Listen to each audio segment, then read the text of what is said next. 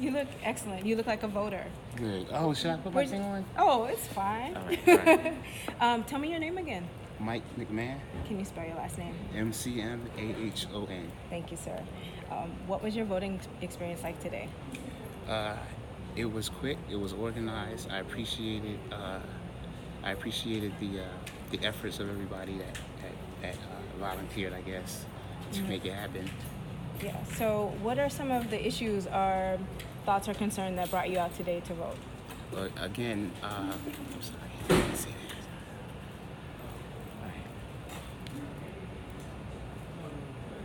Mainly, I wanted to participate in what I believe is going to be a historical vote, in doing my part personally in ending white supremacy and other types of unfair structures that are in America that make it advantage for certain people and a terrible disadvantage for everybody else. Basically. And I want to be part of helping to shape the new America that I know is inevitable, because people can see the difference between right and wrong, good and evil, no matter how it's dressed up. And people will all, moments like these, when everybody is thinking about the issues all the time and contrast it with the constant coverage of it, the constant just bombardment with negativity and division is really galvanizing people to come together. And I enjoy it. I think that people, multi-faiths, multi-ethnics, have to come together and do what's right for America and do what's right for everything that this structure is supposed to stand for. Thank you for that. I happened to overhear you saying a little bit to, were those your daughters? Yes. To your daughters about some of the history of voting. Is there, why do you think it's important to say those things to them? Because there are so many, I think, images from lynchings and things like that are misconstrued by these newer generations almost as like slapstick, like old stereotypical cartoons used to be for us when we were younger.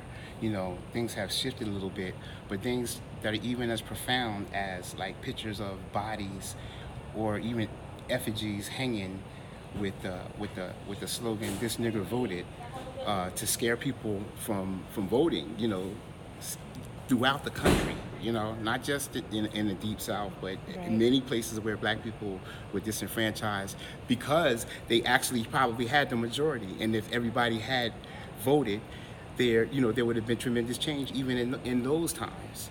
So this constant scare, I look at America's attack on black males as a constant effort to keep this thing here fixed. I think it all comes down to the numbers, and everything that they have done to like erase bloodlines has to do with us not having enough people to stand up for the things that have actually oppressed us for all these times, for all of these generations. I stand up proudly for the people before me who couldn't vote or who otherwise voted but almost for naught, because even now with all of these candidates, there's not a whole lot of people in there that are going to do anything tremendously change, that would change the lives of the people in this neighborhood where I live, but still it's almost like a sacred moment for me, because now we actually are voting for people that can actually change, America finally to where it is supposed to be. Who are you excited about today?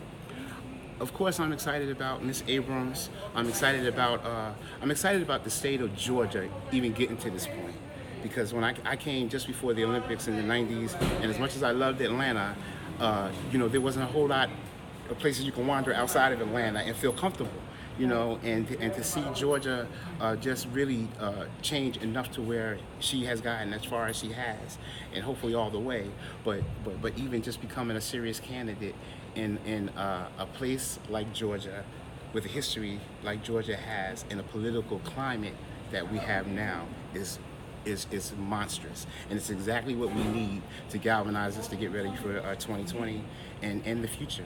You know, this is serious. Now we see it's not a game.